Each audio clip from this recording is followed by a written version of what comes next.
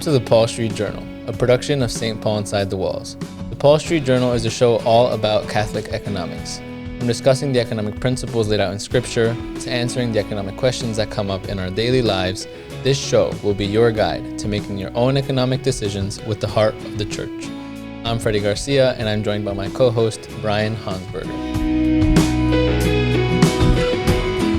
We have made it to episode 11 of the Paul Street Journal, and where are we? We have just discussed the political revolutions that just took place, specifically the American and the French revolutions, and now we're talking about the economic revolutions. And today specifically will be just to start. This economic revolution is a big one, but where are we starting, Brian? Where are we now? We are in the year 1776. Sounds familiar. Yes. And Adam Smith wrote The Wealth of Nations, his magnum opus. It's his giant book. I think it was published 3 months before the Declaration of Independence was signed. So we're in the same era as the last episode with the American and French revolutions. It's a document that is very much wrapped up in and tied to, philosophically and practically, to what James Madison was saying 2 episodes ago in the Federalist Papers. This is a big book. It introduces a worldview for economics and for interpersonal relationships that changes the world. So that's where we are. Cool. I've heard a lot of people call Adam Smith the father of the modern study or school of economics. So I think that's part of the reason why today is going to be a start, and it's going to be an intro into what has really informed what we understand as economics, right? Yes. So economics obviously exists before Adam Smith. Right. But Adam Smith, look at the size of this book. That's thick. And the print in this edition is that's tiny. Yeah. So this is a monster of a book. Yeah. And it's the first work to treat economics as a science. He creates vocabulary. He introduces subjects and concepts that had not been introduced before. And it's just comprehensive. So he goes back into the Roman times, into the medieval times. In many ways, it's a lot like this podcast. Some people, when they read The Wealth of Nations, said the points that Adam Smith wanted to make, he could have said it in much less time. People probably say the same thing about our podcast, right? But the reason why it had so much staying power is because it was so comprehensive, not just scientifically, but also as a work of history. Right. Besides Adam Smith writing an account of history and one that's very comprehensive, what is it that makes it a worldview? And how would you define worldview, and why is Adam Smith creating what you would call a worldview? Well, let me say that Catholicism and Christianity, it's a comprehensive philosophical system and a way of seeing God, a way of seeing the world, and a way of seeing other people. So from an economic perspective, we have those Judeo-Christian principles, which we talked about in episodes 2 and 3, which assume this relationship with God that is defined in the person and in the life and in the teachings and the actions of Jesus. So you can't take Christianity as a whole, which has so many different teachings and doctrines and principles. You can't even take one of those out for it to remain Christianity. And it's disingenuous to take parts of Christianity and use it in some new system, because it's a comprehensive philosophical system. Every part is connected. It's a seamless garment. So when Adam Smith in this book is proposing new ways of seeing each other in an economic scenario, it has all of these underlying assumptions that he does not always identify, but we can identify because we have, in previous episodes, studied the religious and philosophical revolutions. And these Enlightenment philosophers are the sources and foundations upon which Adam Smith writes his essay here. And those act as the principles for which capitalism is explained. Okay. Before even getting into the details in The Wealth of Nations, I think we would say that it's a departure probably from what we've set out in this podcast, the worldview that the Judeo-Christian economic principles are a part of, and that the Catholic Christian worldview creates. I think we would say Adam Smith has kind of departed from that. Like I said, we'll get into that. Yes, he has, and we'll explain why in this episode. But do you think that he knew that? I can't help but think, what if he just really thought he was making a comprehensive analysis of history and it wasn't this new creation of a worldview? I don't want to presume too much about Adam Smith and jump into his head, but one thing that he's open and honest about in his book is that he is proposing something as a reaction to previous eras. So that's part of the history. The way that he treats the medieval period is dishonest. And he just basically dismisses it as dark times, and there's very little to glean from it, and it's basically ignored. Yeah, we mentioned that previously, like the so-called Dark Ages. Yeah, and in episode 1, we were just introducing this podcast. I complained about how this was my experience in economics. Everything before Adam Smith was basically ignored and brushed aside, which I think is an oversimplification. He's also very critical of mercantilism. So entire sections of this book are dedicated to why mercantilism is wrong and how it could be remedied. It's a little bit ironic. Even though he's critical of mercantilism, his capitalistic system includes many components of that. So we'll probably talk about what those aspects of mercantilism are that he actually encourages. Right. So let's not keep our audience waiting. Let's jump into Adam Smith and The Wealth of Nations. Where do we start? Well, I think we should talk about Adam Smith and who this guy was, where he comes from, and then we can get into his works. He wrote more books than The Wealth of Nations. He was baptized into the Church of Scotland, which was a Presbyterian denomination. And we already talked about the religious revolution and where Presbyterians come from. Presbyterians are an offshoot of John Calvin's teachings. And John Calvin was the Protestant reformer who believed that humans don't have free will in regards to salvation, that God predestined people to be either saved or not. And that sort of way of thinking, like let's say your actions have nothing to do with whether or not you're saved, but it's God's sovereignty, God's choice, whether you're saved or not. That could lead to two different types of Calvinism. And they're both radically different from one another. So one result of that way of thinking is that really harsh Puritanism, which you see in the Congregationalists and like the Reformed churches, where there's no drinking, there's no dancing. It's just like wear black and be sad, kind of lifestyle. I can guess where the other one is. Probably. Go ahead. Like nothing matters, almost. Yeah, no matter what you do, like nothing that you do matters. Right. And if you're saved, if you're predestined to be saved by God because he elected you without your role in the matter at all, you could do no wrong. And the rules don't apply to you. Right. And all you should do is serve your own self-interests. And original sin should be either ignored or denied, right? Because you were chosen. Yeah. So, and these are the extremes, to be fair. These are the two extremes, right? And there's winners and there's losers. The winners are the people that God chose, and the losers are the people that God didn't choose. Right. And the winners have that work ethic. They're very productive. And the losers are kind of like low energy. Yeah. And not too productive. Yeah. Do you know in which of the extremes Adam Smith would tend to? Well, if you read the book, he tends towards the latter. Okay. Right. So then what does that do? What does that do for Adam Smith? We're still on Adam Smith. We haven't even gotten to the book. I just want to talk a little bit more about being Scottish.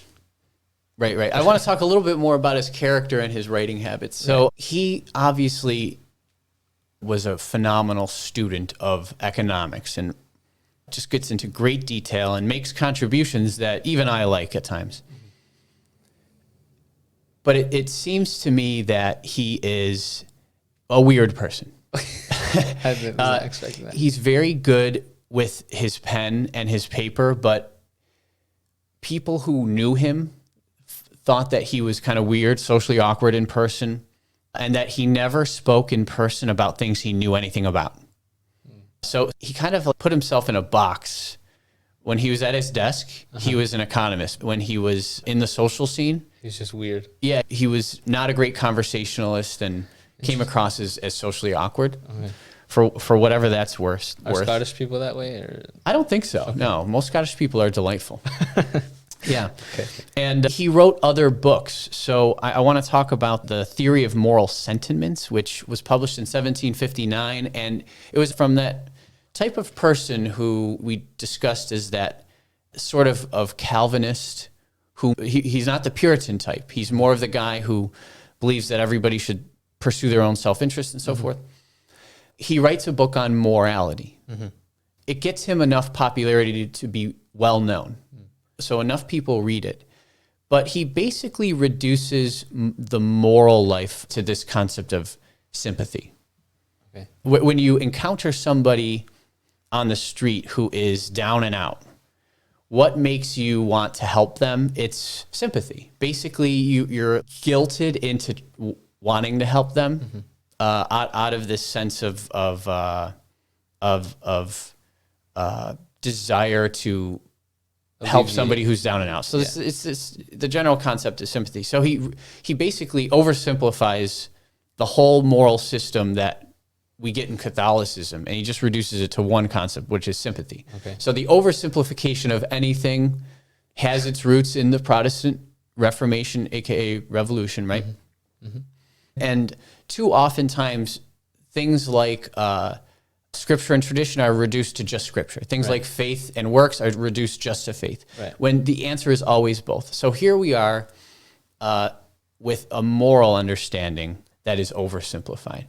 And it takes the Christian and Catholic understanding of morality, which is based off of charity, that is the self-sacrificial love of one person for another person.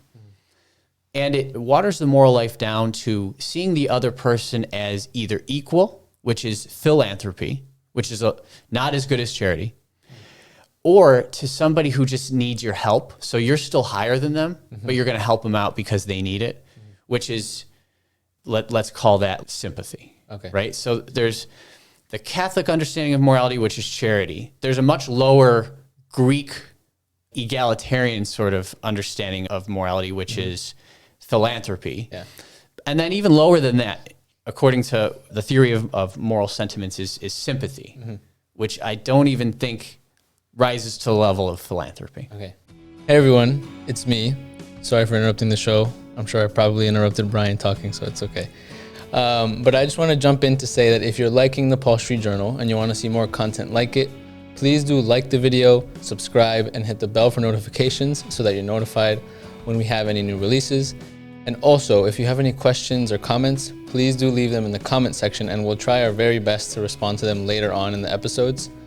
Also, make sure to check out the other shows that are produced by the diocese.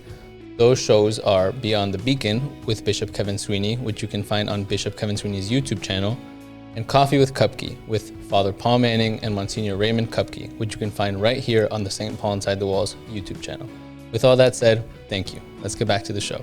So to remain on the idea of Adam Smith creating a worldview, for him, do you think, does economics get built on top of this moral idea that... Absolutely. Okay. You don't have to read the Theory of Moral Sentiments before reading The Wealth of Nations, but it's good to know that it's there and that this is the moral foundation of all that he's about to say. Okay. And Catholics should know that just because Adam Smith is writing about morals, it doesn't mean that it's the same moral understanding that a Catholic would have. Okay. It's different. Yeah, no, it sounds like it. So where do we go next? Well, I think we should get into The Wealth of Nations. Okay. Are you ready? Yes. We learned that Adam Smith is Scottish, and sympathetic. Yeah. Yeah. And But, of course, we're not against sympathy. Right. We are against the redefinition of the moral system. Right. I think we've talked to give all of that credit. I think we've talked about multiple times how oversimplification is pretty detrimental, and it has some pretty poor consequences, like in the Protestant Revolution, and also just generally, we try not to like overgeneralize or oversimplify when we're trying to. Yeah, maybe even to a fault. Yeah. All right. So with the Wealth of Nations, there are some major world-changing concepts that are proposed and that are generally accepted by the world. So one of the big things is that Adam Smith argues that national wealth comes more from industry than from agriculture. So when Adam Smith was writing this, the majority of humanity, they were still farmers. And that was the case for long after that even. Until the 20th century, the majority of humanity, they were in agriculture. But Adam Smith argues that a nation doesn't become wealthy by just being a whole bunch of farmers. That is a rather static economy, and there's very little growth. Growth really comes from manufacturing products, industry, and creating more and more efficient means for producing. So that is groundbreaking. That is groundbreaking because not every world leader at the time was thinking we need to beef up our industry to become a better nation, right? Mercantilistic leaders were thinking as we described in the episode about mercantilism. So that's a big change. I kind of want to follow this thread of we talked about the guilds and how for the most part they were craftsmen. And then I kind of just want to ask when it grew to the point that like now nations are trying to export and trade. I just want to know how well established this idea of industry was by the time Adam Smith was writing about it. I have two contradictory answers. So the first is that to some degree, the Industrial Revolution happened before Adam Smith published this book. There are elements of the Industrial Revolution already happening when he writes the book. Those small elements actually perhaps even influence the book. Okay. The mercantilistic system led to the colonial system, and even in the colonies, there were mills and factories being opened up along rivers, even right here in New Jersey. And the iron mines of Sussex County, and huge amounts of laborers emigrating from wherever they were coming to be a part of these industrial operations. That was already happening. Okay. So that's one example, but there's many examples of industry starting to become popular, and that partially influences this book. But this book also helps magnify the prioritization of industry too, right? So the book is both a result and a catalyst for the Industrial Revolution. Okay, I see. In what way was that supposed to contradict? Well, the book comes in between okay. the initiation of the Industrial Revolution and then the explosion of it. Okay. Yeah. Okay.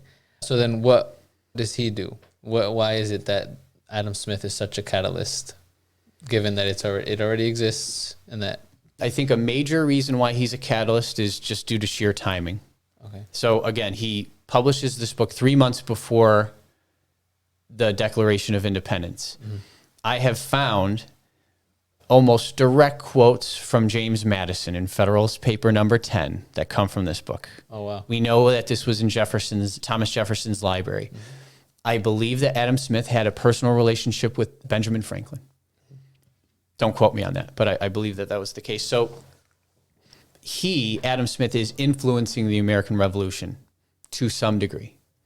And we see that quotes from this book find their way into the philosophical foundation for the United States Constitution. Okay. The next important concept introduced in the Wealth of Nations is this idea of the division of labor, which is a concept that we've already kind of addressed in the high and late medieval periods. The concept is that everybody specializes and does one thing. So let's say you specialize and you become a basket weaver, right? Well, you create these baskets, whether it's for an employer or for yourself as a proprietor, and you sell those baskets, and you also have all the baskets you need for yourself because you make the baskets. Yeah. But if you want anything other than baskets, you need to purchase those things from people who produce other things. Mm-hmm. So you become dependent on everybody else to provide what you need other than baskets. Mm-hmm. And that introduces the concept of money. Mm-hmm. So he talks about the need for currency, for liquidity, so that you could buy whatever you need whenever you need it. Mm-hmm. It's kind of like a domino effect, right?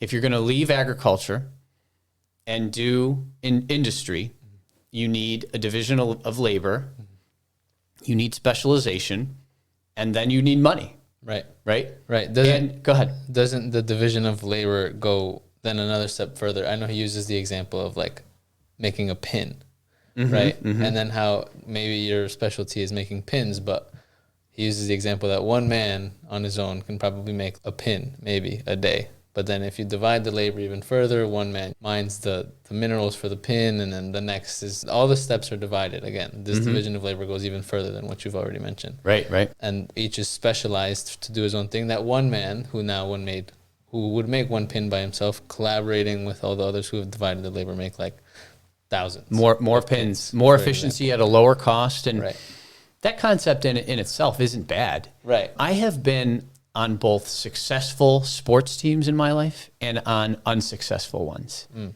And there is such a thing where the product is greater than the sum of the parts that made it. Right. And it's a beautiful thing. Right.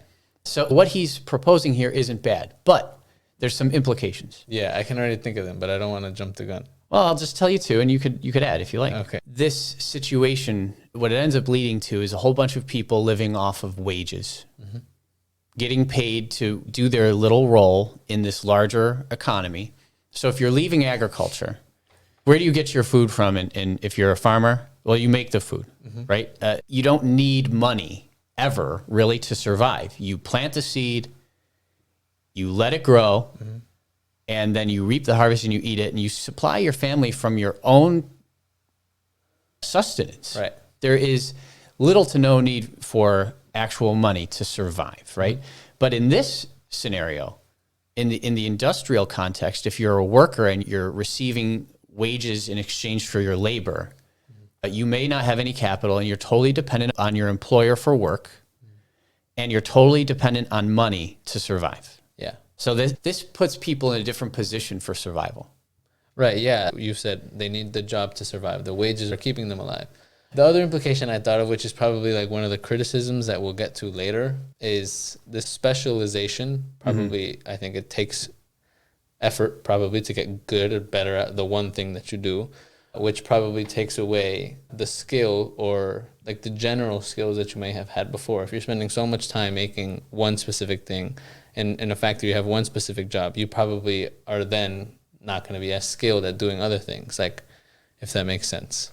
Well, we'll see that ends up being the case. Okay. The craftsmen of the guild system, these craftsmen were artisans, and their focus was quality. And it's a lot different in this scenario that Adam Smith is talking about. Yeah, it seems to be more of a robotic, almost like a wheel of the clock, than somebody who's really kind of becoming an expert. So there's specialization in the guild system, and there's specialization in this capitalistic system that Adam Smith is proposing, but they're different kinds of specialization, right? I think that's what I was trying to get at. Yeah. And I think it's worth describing the nuance between those two. Yeah. All right. I think we should get into book 1. And we're going to start at chapter 2. And this is where Adam Smith really talks about a new way of seeing other people. Okay. In Adam Smith's proposed economic world, which I propose as a worldview, mm-hmm. he proposes a way that people see each other. And I think that it's worth quoting some of these. So he starts by saying the division of labor, it's not originally the effect of any human wisdom, but it's a very slow, gradual consequence of a certain propensity in human nature. So already he's talking about something other than wisdom guiding people's actions, almost as if it's instinctual. Yeah. Right? Yeah, like out of our control. Yeah. Will. Yeah. So he's separating somebody's will and discernment. Remember in our Old Testament economics session, we talked about freedom of discernment. It seems to me that he sees humanity as slightly more instinctual, right? And perhaps even robotic, which has a deep connection to his Calvinistic understanding, his Calvinistic theology. Later on in the same chapter, he says, a man has almost constant occasion to help other people, but he will be more likely to prevail if he can interest the self-love of somebody else and show them that it is for their own advantage to do for him what he requires of them. Did you catch that? So he thinks that in economic interactions, the best thing for you to do, Freddy, is to not to appeal to somebody else's humanity or their Christianity, their infinite dignity given to them by God. It's almost like you're a constant salesman trying to say that, oh, by helping me, you help yourself. Right. It's almost manipulative. Yeah. Right? And entirely transactional. Like, what can this person do for me? It helps people see each other as more of a competitor. So this is a very mild, or seemingly mild, affront to human solidarity, right? It takes this idea of we're both in it together, and it seems like, no, like you can help me by helping yourself. Yeah, right. It sounds like it's a fruit of the radical individualism that we've already kind of talked about. Yes. Right. All right, here's another quote from later on in the chapter. It's pretty similar. Adam Smith says, "It is not from the benevolence of the butcher, the brewer, or the baker that we expect our dinner, but from their regard to their own interest.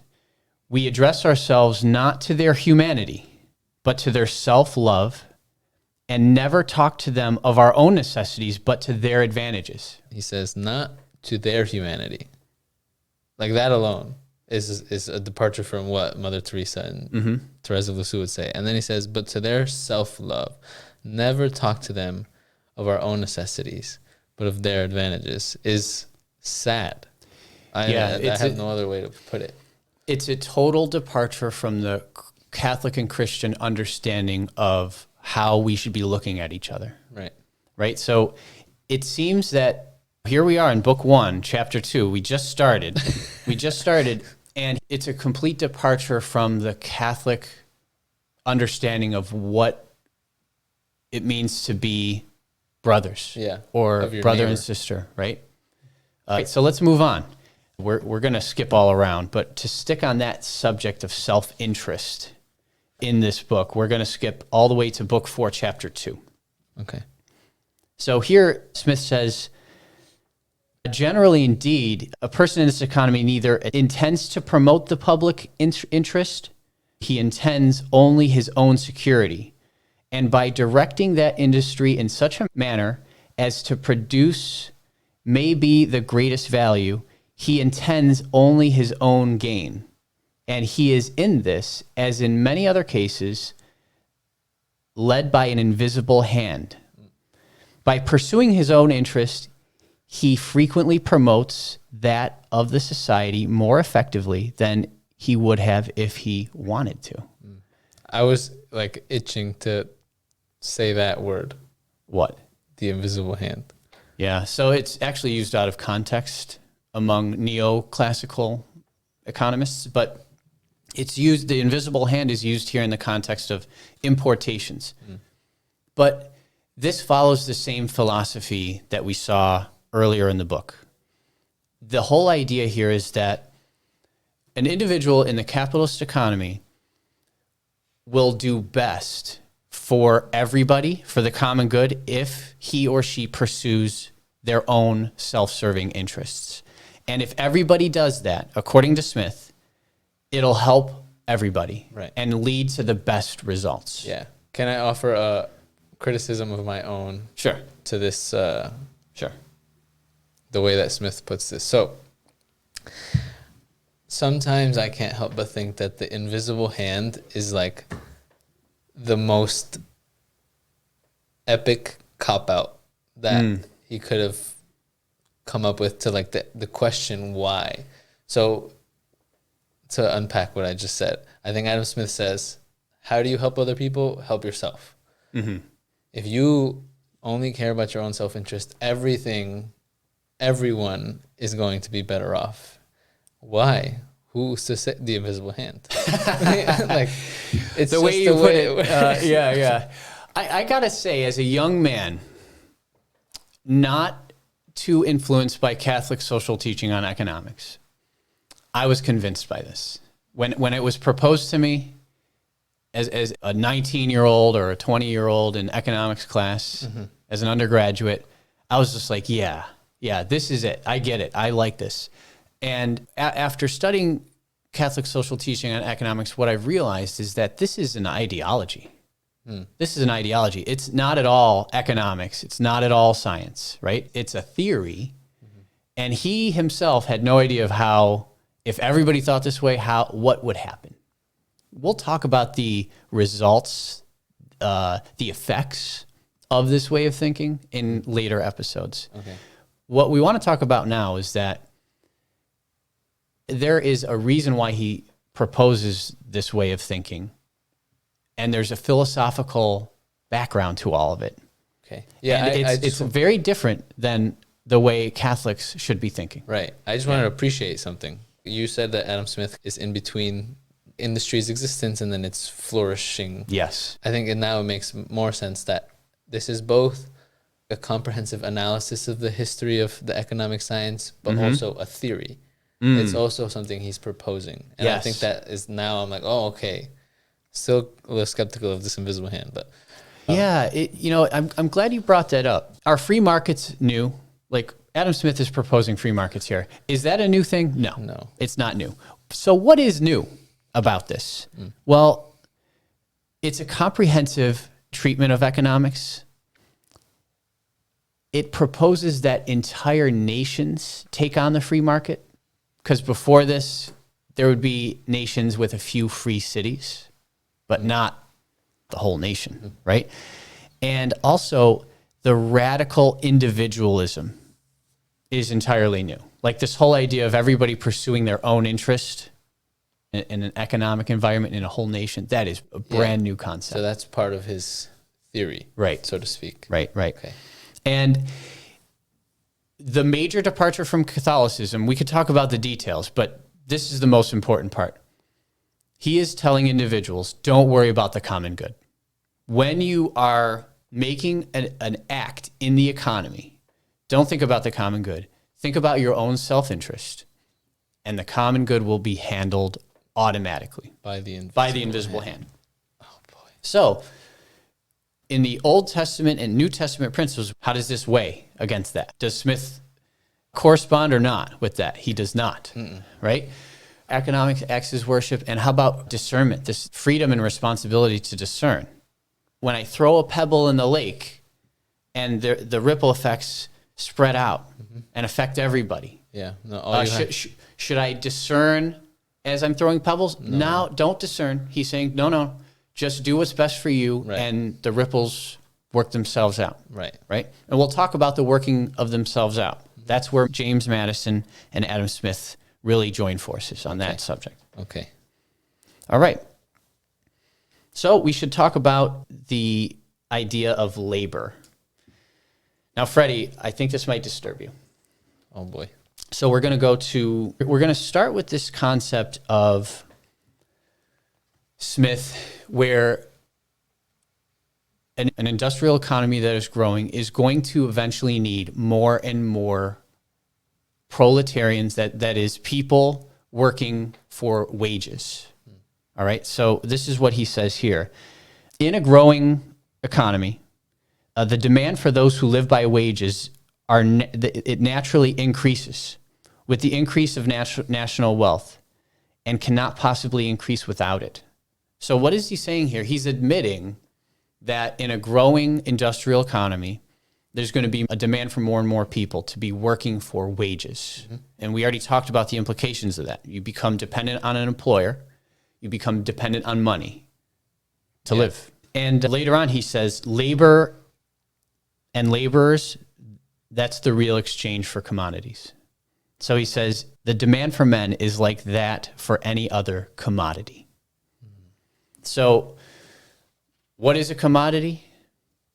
It's something that is so easy to buy that it doesn't matter where you buy it. You probably just buy it for the lowest price. Quality doesn't matter too much, right? That's this idea of a commodity. So what is he comparing to a commodity here? Men. People. Yeah.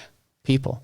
It breaks the rule of the infinite dignity of people because, again, he's turning them into like widgets or cogs, right? And he talks about how, just as it is with any other commodity, labor is associated with supply and demand.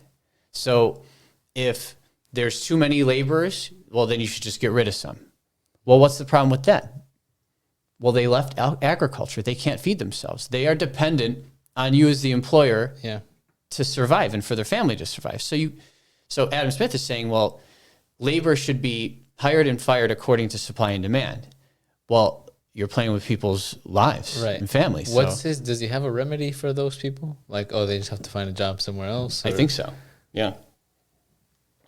So it's tough. In France today, if there's an economic downturn and there's less demand for labor, French corporations, they just can't start laying people off because the market's tanking.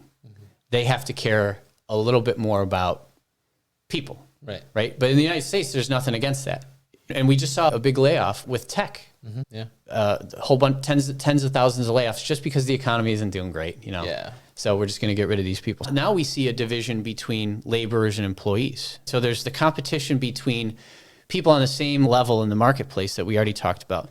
Now we're talking about competition between employers and employees. Right. What Adam Smith is proposing here is it's a solution to the messiness of the mercantile system, which we agreed wasn't great and was not Catholic. But it seems to fully ignore the goods that came from the guild system. So in the guild system, was there as much competition between people on the same level? Not as much.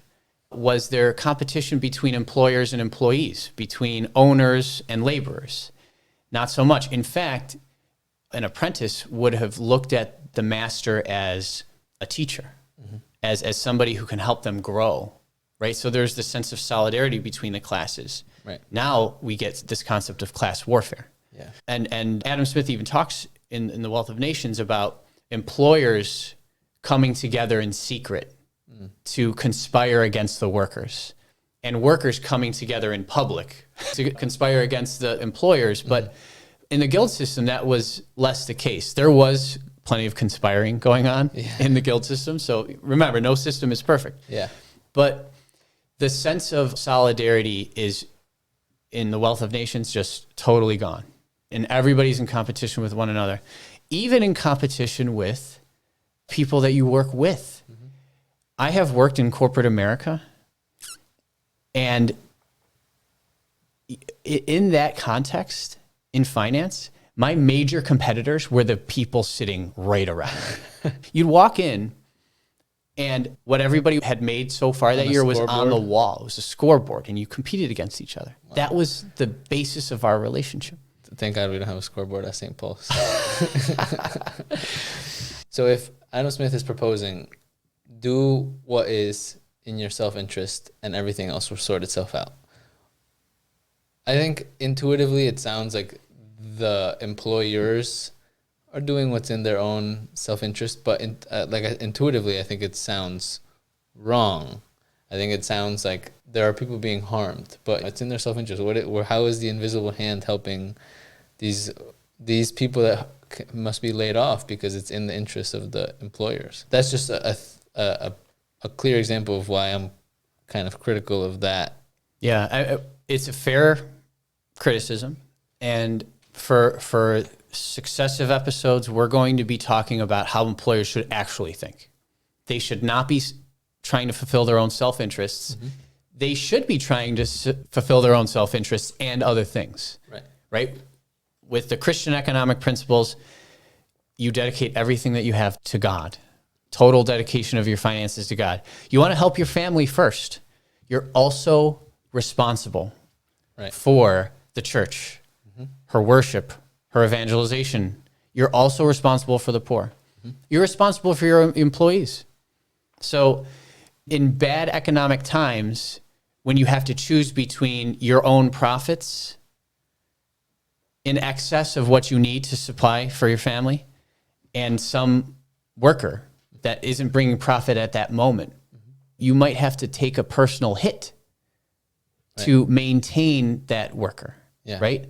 And that's okay to take that personal hit. So that's that kenosis, self-sacrificial love for God being played out by loving someone else. Yeah, right. In the Catholic worldview, it doesn't even sound like a hit, so to speak, a personal hit. It's a win. You're earning merit. Right. right. But in this capitalistic worldview, it's a personal hit. Oh, for the sake, you're being sympathetic, you're being helpful.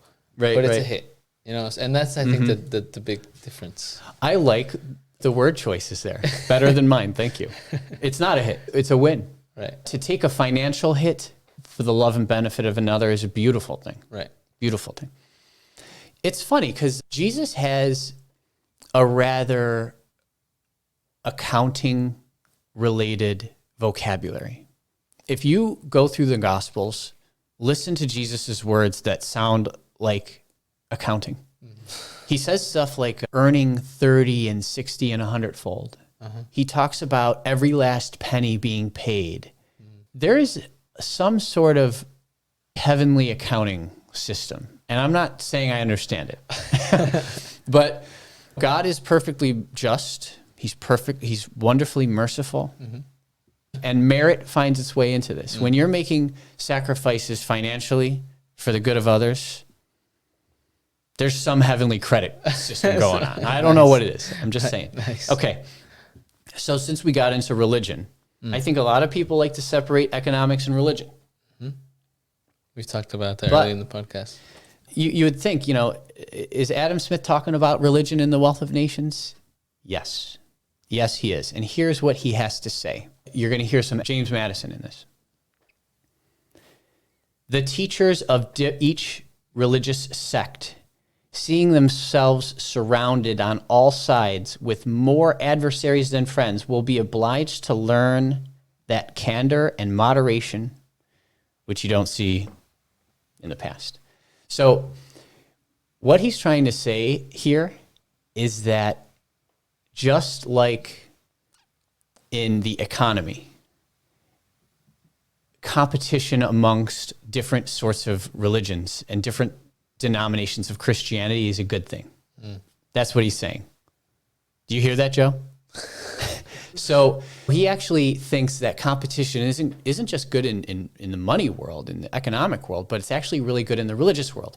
So in a theocracy, right, where everybody is either encouraged to or even forced to believe in like one sort of religion, he says, well, if there's many, many different religions, different sects, that's a good thing. Because if you have your own belief system, but you're surrounded by people who don't believe in what you believe, you're going to be very moderate just to survive, right? So he's saying that many sects is a good thing. And he says that sects lead to sectarianism.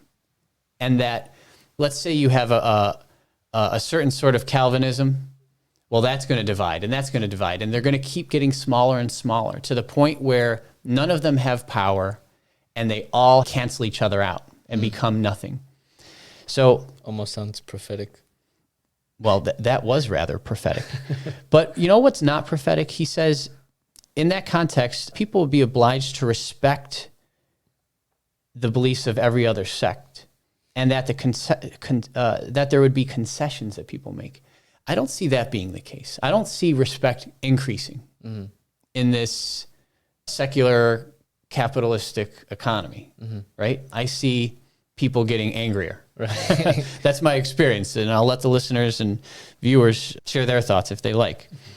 He also says the most disturbing thing in The Wealth of Nations, the most disturbing thing in this book, is that once people become more agreeable because of all these different sects, Adam Smith's hope is that the doctrines are all reduced to a rather general, rational religion, a religion of rationalism, where